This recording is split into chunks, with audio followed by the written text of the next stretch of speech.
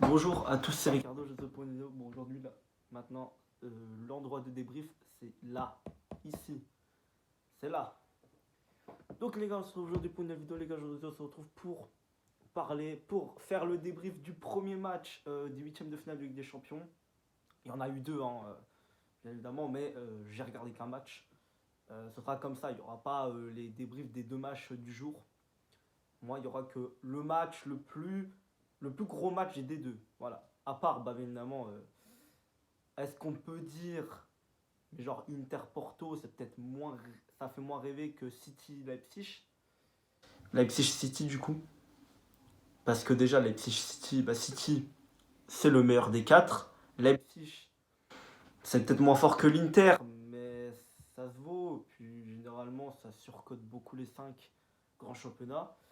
On va dire que c'est un plus gros match. Moi, c'est parce que je supporte le FC Porto, donc forcément, je vais regarder Inter Porto. Si j'aurais pas été supporter du FC Porto, je pense que j'aurais regardé Leipzig City. Mais sinon, je vais sûrement regarder les plus gros matchs du jour. Hein. Là, aujourd'hui, par exemple, je vais pas regarder Bruges Benfica, hein, croyez pas. Je vais regarder Dortmund Chelsea. Tu vois. Donc, les gars, voilà. Les plus gros matchs, il n'y en aura qu'un. Même en quart de finale, vous connaissez de toute façon pour ceux qui sont déjà là depuis quelques années. Bon, pour les demi et la finale, évidemment, il n'y aura qu'un match. Hein, donc, en même temps, il n'y aura pas deux matchs en même temps, non. Tranquille. Donc voilà. Donc je vais débriefer PSG Bayern, victoire 1-0 du Bayern avec un but de qui? De qui? Parce que à chaque fois, les Parisiens, ils ont un truc, c'est un syndrome. À chaque fois, leur ancien joueur marque contre eux. Et c'est qui? Eh bah, c'est pas Choupo-Moting. Non, non, non. C'est Kingsley Coman, les gars. Kingsley Coman qui a été formé au PSG. Voilà. Qui a déjà joué quelques matchs en pro, il me semble, au PSG. À l'époque. Il y a une dizaine d'années quasiment. Voilà. Il est parti à la Juve et ensuite il a rejoint le Bayern. Donc voilà, Kingsley Coman qui avait déjà marqué contre Paris. On s'en souvient tous en finale de Ligue des Champions en 2020. Le Final 8 au Portugal à Lisbonne, bien évidemment. C'est d'ailleurs là que j'avais commencé à faire les débriefs de Ligue des Champions. C'était là hein, que j'avais commencé. C'était pas la saison d'après. C'était là que j'avais commencé. Donc, j'avais fait que le Final 8. Hein, j'avais pas fait les huitièmes qui s'étaient déroulés avant. Les huitièmes qui s'étaient déroulés avant le Covid. Voilà. Donc, tout simplement. Bon, dans l'ensemble, qu'est-ce que je pense du match?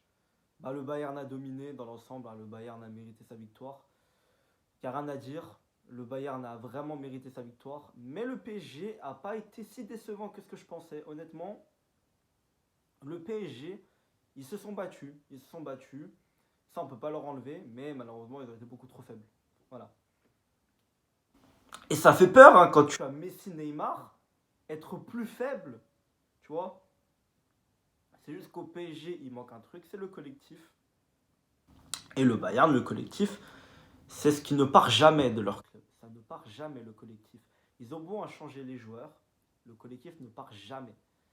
Le Bayern, en plus, qui a une ADN Ligue des Champions, on le sait, hein, la Ligue des Champions, ça les connaît. Le PSG, même si ça fait 10 ans qu'ils jouent tout le temps la Ligue des Champions, ça ne leur connaît pas forcément encore. Hein. Et puis même à l'époque, dans les années 90, ceux qui ont connu, moi j'ai pas connu personne du coup, mais je sais, hein, je connais un peu l'histoire du football. Dans les années 90, le PSG était très fort hein, en Europe. Il faisait des choses, pas qu'en Ligue des Champions, parce qu'à l'époque, en Ligue des Champions, c'était compliqué d'y jouer, beaucoup plus qu'aujourd'hui. À l'époque, pour aller en Ligue des Champions, il fallait finir premier de son championnat, obligatoirement. Et le PSG a dû jouer qu'une Ligue des Champions, du coup. Mais sinon, ça jouait la Coupe UEFA, la Ligue Europa, qui était beaucoup plus élevée qu'aujourd'hui. Ouais, on va dire.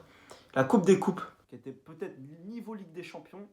En fait, c'était, on va dire, les deuxième, troisième. Bon, c'était les vainqueurs des coupes, mais qui finissaient pas premier de leur championnat, tu vois. Donc il y avait beaucoup de Barça, de Real, de Bayern, de PSG. Il y avait beaucoup de gros clubs, tu vois. Donc c'était limite aussi relevé que la Ligue des Champions. Et le PSG avait fait des exploits dans cette compétition. Ils l'ont gagné la Coupe des Coupes en 96. Donc du coup voilà. D'ailleurs, nous, le FC Porto, hein, petite anecdote, on a déjà joué une finale de Coupe des Coupes en 84 qu'on a perdu face à la Juve, malheureusement, face à la Juve de Platini. Donc voilà, on a perdu une finale, oui, oui, les gars, je ne savais pas, mais on a perdu une finale, voilà. Mais sinon, c'est la seule finale qu'on a perdue, enfin, sans compte pas la Super Coupe d'Europe, hein, parce que la Super Coupe d'Europe, sur les 4 fois qu'on l'a joué, on l'a gagné qu'une fois, c'était face à l'Ajax en 88, je crois. C'était la finale de la Super Coupe d'Europe 87 entre le vainqueur de la Ligue des Champions, donc nous, hein, voilà, avec Madjer, Fernando Gomez, tout ça là. Ouais, voilà, vous connaissez. Et puis, bah, bien évidemment, l'Ajax connaît pas trop leur équipe. Ils avaient gagné la Coupe des Coupes, il me semble. Voilà. Puis bon, on l'avait gagné. C'était aller-retour. Mais par contre, en 2003, on perd contre le Milan. En 2004, on perd contre Valence. Et en 2011, on perd contre le Barça. Bon, j'ai envie de te dire, le Milan des années 2000, c'était très fort. Donc c'est un petit peu compliqué de gagner. Et puis 2000, bon, 2004, c'est peut-être l'année où c'est un peu honteux. Vraiment, en 2004, on aurait vraiment dû la gagner. Enfin, dû. Valence c'était fort quand même dans les années 2000, hein. Surtout début des années 2000 les gars, hein. Valence ils ont gagné la Coupe UEFA en 2004. Valence était très fort. Et puis voilà. Mais on était champion d'Europe, on avait gagné la meilleure compétition d'Europe, voire du monde, tu vois. Donc bon, même si on avait perdu des joueurs comme Deco, Ricardo Carvalho, Paulo Ferreira, tout ça. Et bref les gars, voilà, on avait quand même gardé des joueurs. On avait Maniche, McCarthy. On avait encore les joueurs de 2004, hein, tu vois. On avait Jorge Costa, tout ça encore. Donc, les gars, tu vois. J'allais te dire, mais Valence était fort. C'est pas une honte non plus, mais en 2011, bon, en 2011, voilà, c'était le gros Barça de Guardiola, c'était inespéré. Puis on avait perdu Villas-Boas, Falcao et tout ça, ceux qui nous ont fait gagner l'Europa League, c'était peine perdue. Donc voilà, mais bref, on va revenir au PSG Bayern. Donc du coup, les gars, PSG Bayern, pour moi, ça a été 75-25. C'est-à-dire que le Bayern a dominé les 75 premières minutes. Et les 15 dernières minutes, non, c'est pas 25, c'est 15. Les 15 dernières minutes, c'est le PSG qui a dominé. En ayant beaucoup d'occasions, on pense bien sûr au but refusé de Mbappé à cause du hors-jeu de Nuno Mendes. Bien évidemment, la frappe de Messi qui est contrée par De Ligt. La frappe de Vitinha qui a été captée par Sommer. Voilà. Euh, pour moi, le PSG n'a pas été non plus honteux jusqu'à la fin. Ils ont quand même. Pour moi, ils n'ont pas été honteux, hein. Le PSG, honnêtement, ils sont juste tombés contre un collectif. Et pour moi, même si tu fais, euh, tu fais l'union sacrée, vraiment tu joues sur l'individualité, que tout le monde se donne à fond sur le terrain, pour moi, quand tu tombes contre un collectif aussi fort que le Bayern, tu peux rien faire. Tu peux rien faire, les gars. Alors oui, tu vas me dire, le PSG l'a déjà fait en 2021. Mais les gars, et contre un Bayern plus fort. Les gars, en 2021, le PSG, tu vois, c'était mieux qu'aujourd'hui. Tu vois, ils avaient plus de collectifs, ils avaient plus de trucs. Vraiment, là, quand je te parle de non collectif, c'est vraiment, il n'y a rien du tout. Il n'y a rien du tout. Il y a zéro, c'est nada. Tu vois. Et puis, je suis désolé, mais en 2021, tu avais un gardien qui était plus serein qu'aujourd'hui. Donnarumma, même s'il fait des arrêts, il en a fait dans ce match-là. Les gars, Navas était beaucoup plus serein. Il était beaucoup plus fiable. Tu vois, lui au moins, il faisait jamais de bourde. Il leur faisait jamais, Navas. Il se prenait quelques buts, notamment contre le Bayern. Mais les gars, le Bayern, c'était 30 tirs par match. Tu vois. Tu vois. Donc, les gars, j'ai envie de te dire, voilà, le PSG, et ils étaient beaucoup meilleurs défensivement qu'aujourd'hui. Bien évidemment, avec un Marquinhos qui était au sommet de son art, Kipembe qui était incroyable. Là, les gars, Marquinhos, il est au rabais, il est catastrophique, même si ça allait hier. Il est catastrophique en ce moment. Ramos, c'est plus le Ramos du Real Madrid. Il en est très loin. Même si hier, il a fait un gros match. Euh, pour moi, la défense a tenu. Voilà. C'est ce que je retiendrai. La défense a tenu. Je pense que c'était clair dès le début du match. Ça allait défendre. Et quand Mbappé a rentré, c'est toujours défensif, sauf qu'on essaye d'envoyer devant pour Mbappé qui essaye de faire le reste. Enfin, vraiment, c'était ça le match. Fallait peut-être laisser Neymar, Messi ou Nuno Mendes ou Kimi il était sorti, mais tu vois, laisser les latéraux ou les meneurs de jeu il est créatif, faire le truc parce que le milieu de terrain il est catastrophique. Hier, Zaïre Emery, il a été catastrophique. Voilà, les gars, pour vous dire, hein, au PSG, il n'y a pas de milieu. Au PSG, il n'y a pas de milieu, c'est clair, net et précis. Il n'y a pas de milieu. C'est catastrophique, aucun milieu, il y a rien. Fabien Ruiz, il est éclaté. Carlos Soler, il est nul à chier. Vitinha, je suis désolé de le dire, mais il a fait un gros début de saison. Mais là, c'est catastrophique. Il n'y a rien à dire. Il n'y a rien à dire. Pour moi, le Bayern est collectivement équipe euh, effectivement effectif meilleur. Il n'y a rien à dire. Le Bayern est grave favori et au match retour, je vois vraiment pas le PSG se qualifier. Même si on- ils peuvent espérer. Non, pour moi le Bayern va passer, les gars. Honnêtement, je ne crois pas. La qualification du PSG. Je pense qu'il va falloir revoir des choses. Et pas dans l'équipe, moi je suis désolé. Mais pour moi, il n'y a déjà pas de collectif. Le coach, ça va pas. Il faut être honnête, le coach, ça va pas. Tout le respect que j'ai pour Galtier, hein. J'ai bien aimé ce qu'il a fait avec Lille en 2021 quand ils ont été champions de France. J'ai bien aimé, hein. J'ai bien aimé. Mais en fait, le truc, c'est que Galtier n'est pas fait pour un club comme le PSG. Il n'est pas fait pour un club comme le PSG. Sinon, ça se saurait depuis longtemps, les gars. Ça ferait longtemps qu'il coacherait un grand club, hein, Galtier. Tu vois. Et Galtier, de base, c'était même pas la priorité. La priorité, c'était Zidane. Zidane n'est pas venu, et ben ils ont pris Galtier. Voilà. C'est ça la vérité des choses. Et les gars, moi je suis désolé, mais il y a le coach, mais il y a la direction, les gars. C'est quoi ça, la direction?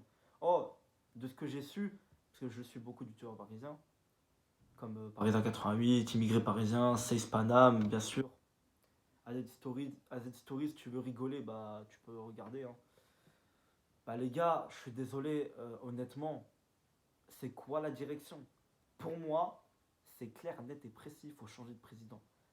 Pas forcément pas forcément les plus hautes instances, mais déjà le président. Parce que les gars, en fait, Nasser, le truc, c'est qu'en fait, il sait pas faire les deux. Tu vois. En fait, il sait pas. En fait, tout ce qui est, tout ce qui est argent, tout ce qui est hors sportif, tu vois, tout ce qui est marque, évoluer le PSG dans la, je sais pas, dans la société, marque, tu vois, dans la vie, ça, il a su faire. Le PSG, désormais, c'est une marque mondiale. C'est au-delà du football, tu vois. Le PSG, c'est une marque, tu vois. Ça, il a su faire. Dans le marketing, le PSG, c'est grand, tu vois. C'est beau, c'est grand. Mais dans le sportif, Nasser, c'est une pipe. Et c'est ça qu'il faut le dire. Ce sont des pipes. Il faut prendre un président qui sait s'occuper du sportif et qui a un caractère aussi. Parce que le problème, c'est que les joueurs vont se plaindre, ça a été avéré, vont se plaindre auprès de Nasser car il est trop gentil. Ça a été le cas très souvent. Et t'as un directeur, c'est directeur sportif ou je sais pas quoi, Luis Campos, qui est directeur sportif du PSG, mais qu'en même temps est directeur sportif du Celta Vigo. Comment c'est possible? Je savais même pas que c'était possible ça. Je savais même pas. C'est même pas mon club, hein, le PSG, mais je gueule parce que en fait, je vois des trucs qui sont pas, des trucs pas logiques, des trucs pas logiques. Donc oui, je suis désolé, je vais choquer des gens, mais le PSG, il ne mérite pas, il mérite pas, il mérite pas. Ok? Pas la Ligue 1, pas la Ligue des Champions, rien. Faut être honnête, les gars. Faut être honnête. À un moment, je pense que, et moi je dis ça pour le bien, hein, même si personne va m'écouter, mais je dis ça pour le bien. Honnêtement, il n'y a pas de. Merde, il n'y a pas de direction. C'est catastrophique. Le coach n'est pas fait pour un club comme le PSG, comme un club vraiment qui est à pression, tu vois. Tu vois, pour moi, il faut clairement un coach, et ça, tout le monde le sait depuis le début, à croire que les supporters du PSG sont plus compétents que la direction, vraiment. Ça, je me pose la question. Moi, Ricardo, 17 ans, j'ai l'impression que je suis plus compétent que la direction, vraiment. Il faut le dire. À un moment, les gars, c'est pas possible. Il y a un truc, il y a un truc, il y a un truc que personne ne sait dans ce club, tu vois. Mais bref, il n'y a rien à dire, de toute façon. Il y a rien à dire. Totalement, les gars. Voilà. Il n'y a rien à dire. Les gars, le PSG ne mérite pas la victoire. C'est catastrophique. C'est catastrophique. Mais bon, bref. Qu'est-ce que vous voulez que je dise? Voilà, bon, on a encore une fois vu le PSG en Ligue des Champions en huitième. En poule, c'est beau. Non, mine de rien, là, cette année, ça n'a pas été beau. Mais le Bayern, c'est une équipe qui a l'ADN. Après, ça veut rien. Les gars, le PSG a l'ADN aussi. Hein. C'est juste qu'on dit ça parce que le Bayern a gagné 6 Ligues des Champions. Oui. Mais le PSG a quand même fait des grandes choses en Ligue des Champions. Il y a quelques années, demi-finale, finale, pendant 2 ans de suite. Ils ont fait une demi-finale en 95. Ils ont fait des trucs en Ligue des Champions. Mais le truc, c'est que le Bayern, déjà, c'est au-dessus. Niveau d'expérience, c'est au-dessus. Ils en ont joué des finales. Ils en ont gagné des Ligues des Champions. Tu vois, depuis le début. Voilà, il y a plein de trucs. De toute façon, voilà, il y a plein de trucs. Mais bon, les gars, les tops et les flops. Alors, on va faire côté Bayern, côté PSG. Parce qu'avec le FC Porto, bah, vous avez l'habitude que je fasse que les flops, les tops et flops du FC Porto. Là, on va faire pour le PSG et le Bayern. Donc, on va commencer par le PSG. Alors, en top, les gars, je vais mettre Kylian Mbappé parce que son entrée a été incroyable, il faut le dire. Honnêtement, son entrée a changé le cours du jeu.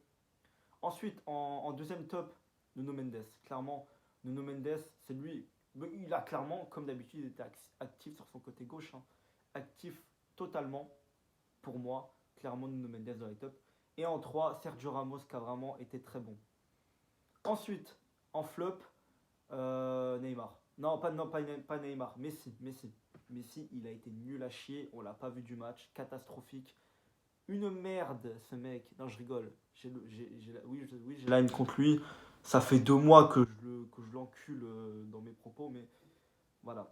Mais bref, non, il a été nul hier. Faut le dire clairement, il a rien apporté, il a rien fait. Non, il réussit à rien. En fait, c'est même pas tant qu'il marche sur le terrain, parce que ça, il le fait depuis toujours. Mais, les gars, faut le dire. Messi n'a rien apporté dans le jeu hier. Neymar a plus apporté que lui, tu vois. C'est pour ça que Neymar, je pense pas le mettre dans les flops, hein, tu vois. Vraiment. En deuxième flop, alors. Je vais pas mettre Solaire, je vais. Hakimi. Il a rien fait. Hakimi s'est fait manger par Davis. Non mais les gars, Davis et.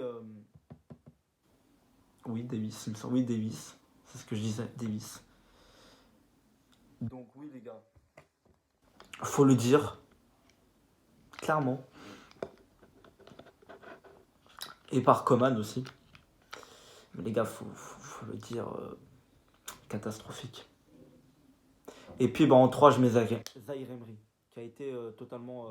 C'est même pas qu'il a été transparent, c'est qu'il a été. Il a juste pas su. Il a pas eu les épaules et il a pas été bon, c'est tout. Il est passé à côté de son match. Honnêtement, je m'attendais beaucoup de Zahir Emery. Putain, je prononce mal son nom, Zahir Emery. Mais le problème, pour moi, c'est qu'on met trop de pression sur lui. C'est ça le problème. Parce qu'en Ligue 1, ça marche contre Reims, Toulouse, même Monaco, j'ai envie de te dire. C'est pas le Bayern, tu vois. Tu vois, aucun club de Ligue 1 n'a le niveau du Bayern. Tu vois, même Marseille, Monaco, Rennes, bien évidemment, les gros de Ligue 1 sont loin du niveau du Bayern. Mais pour moi, voilà, il y a trop de pression. Pour moi, Zahir Emery doit jouer en Ligue 1. Vraiment, la Ligue des Champions, ça me semble trop pour lui encore. Ou alors, fallait le faire jouer en poule et comme ça, il prenait plus d'expérience en Ligue des Champions. Et là, il aurait pu jouer contre le Bayern. Mais là, non, tu le lances dans le bain en Ligue 1. Il a jamais joué en Ligue des Champions quasiment. Les gars, c'est compliqué. C'est normal que Zahir Emery ait fait une performance de tocard, tu vois. Clairement, comme dirait Stan des Outsiders, bien évidemment, qui me fait bien rire hein, dans ses débriefs quand il dit ah, les tocards, quand il parle de Ferran Torres, quand il parle de. Merde. Quand il parle de Liverpool, bien évidemment, hein, on le sait très bien, les tocards, tu vois.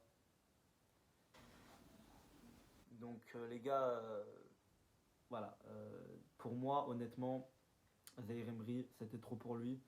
Et il va pas falloir lui tomber dessus, mais sûrement pas, parce que les gars, il a même pas 17 ans, les gars. Vous vous rendez compte que moi, je suis plus âgé que lui. Hein. Donc, les gars, honnêtement, faut pas lui tomber dessus, les gars. Faut pas lui tomber dessus. Il faut lui laisser le temps qu'il s'acclimate, qu'il prenne de l'expérience, parce que ce mec a du talent. Ce mec a du talent, c'est indéniable. On l'a tous vu. Et pour moi, faut lui laisser du temps. Va monter en puissance. D'ailleurs, pour moi, il faut lui donner la confiance et il faut le faire jouer tous les matchs en Ligue 1 déjà. Pour moi, il faut le faire jouer. Pour moi, il faut le faire jouer un max. Mais sans lui mettre de la pression. Bon, c'est compliqué, mais en soi, voilà. Euh, faut, faut, faut vraiment le, faut vraiment lui faire confiance. Ensuite, pour le Bayern, en top, je mets Coman qui a marqué. Kingsley Coman, Yann Sommer qui a sauvé le Bayern plusieurs fois, honnêtement. Et puis De Ligt qui a été très très bon. Et euh, en flop honnêtement, ouais, Choupo-Moting n'a pas été incroyable, honnêtement, quand on regarde. Cancelo n'a pas été ouf non plus. Après, je trouve pas vraiment de flop au côté Bayern, hein, honnêtement. Je trouve pas trop de flop. Mais voilà. Bon, les gars, je vous laisse. Demain, on se retrouve pour le débrief de Dortmund-Chelsea. En même temps, demain, il y aura les pronostics de l'Europa League et de la conférence. La vidéo, je vais la faire aujourd'hui, il me semble, plus tard. Et puis, vendredi, il y aura le débrief très certainement de Barça United et de Juventus Nantes. Les gars, et puis après samedi, il y aura peut-être une vidéo, je vous dirai après de toute façon, je pense, parce que là j'ai pas le temps. Les gars, je vous laisse, salut.